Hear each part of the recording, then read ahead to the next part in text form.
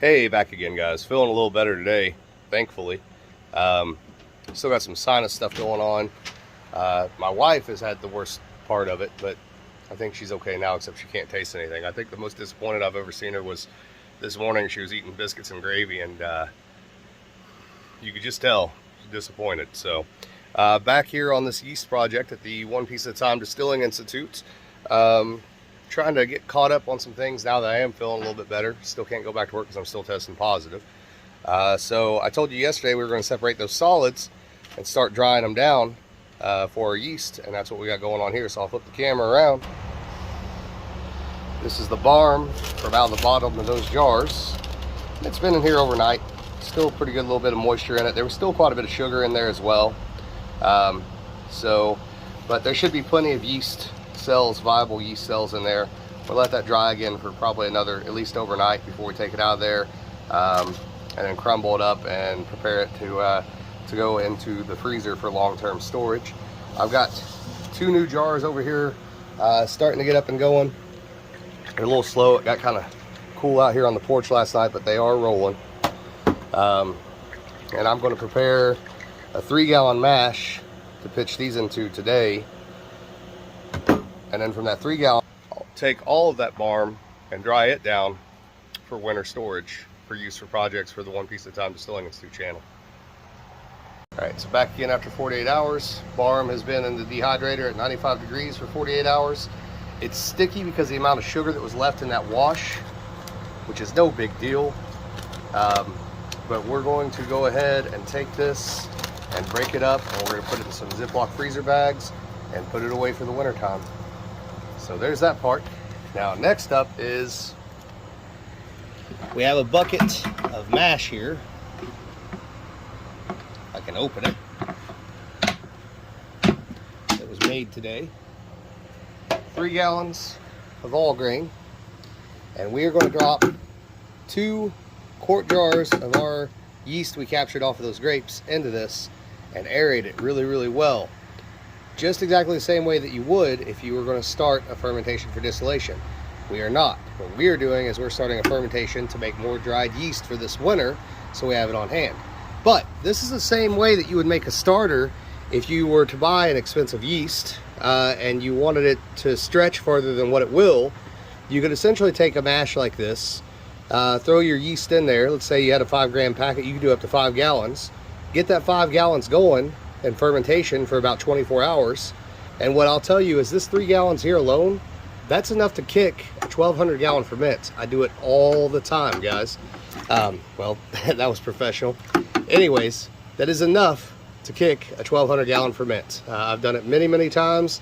Do it every day for a living. So, and what you can even do is you don't even have to wait a full 24 hours. You can usually wait about 12 hours to let that kick off. And as long as it's at the height of fermentation, that yeast culture should have enough power to kick. So we're gonna grab our jars and get ready to drop those in. All right, this has been going for a little over 24 hours. So we're gonna drop that in.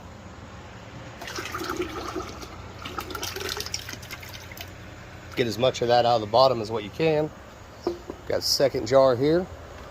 And 1 jar would have been plenty.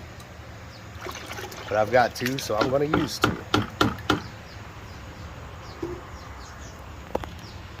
And like I said, we're gonna aerate the hell out of it. What's gonna happen is this is gonna start fermenting for us. We're gonna let this ferment about 36 hours. That'll be about the height of fermentation. We'll have a good healthy yeast colony in here, and a lot of it that's dropped out to the bottom, to the barm as we talked about. And then we're gonna pour all these solids off and strain them and catch those solids and dehydrate them just like what we showed you before. And that'll give us a good amount of yeast to work with in the coming months. So, hey guys, back again. So here is the 3-gallon mash, working off fine. We're gonna give that another day before we strain that and take the barm off and dry it down for future yeast. But coming back over here to the dehydrated yeast, we should have really waited another 24 hours on that second set of jars because there was a lot of residual sugar in there. And so this looks wet, but it's not wet. It's just sugar sticking around and hanging out. No big deal one way or the other. It'll be fine. It's not going to break up as well as I'd like. Normally I just take and break it up on this paper, It breaks up real fine, but here it's going to be a little clumpy because of that sugar. So what I normally do, even when it's not clumpy, is take about a handful or so, maybe a little more, throw it over here in the blender, and all we're really trying to do, we're going to pulse this and try to get it broken up into not even necessarily powder, because the grain here wasn't real fine anyways, but into something I can measure out a little more easily. So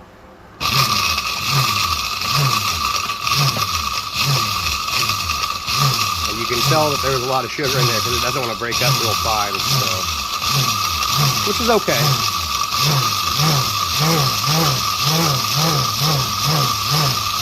It'll still do everything we need it to do.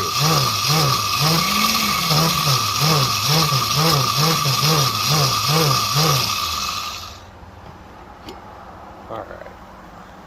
And there we go. That's what we're going to use for yeast this winter, and we're going to do that with all that 3 gallons as well. So we did decide to go ahead and throw this back in the blender again to get it down to a little bit more fine, and you can take this down to a fine powder. It's not going to hurt that yeast any. It'll be fine. Whatever cells don't make it just become yeast nutrient. Really, not even nutrient, but budding sites for yeast to propagate off of. So, but give you an idea of the consistency and texture here.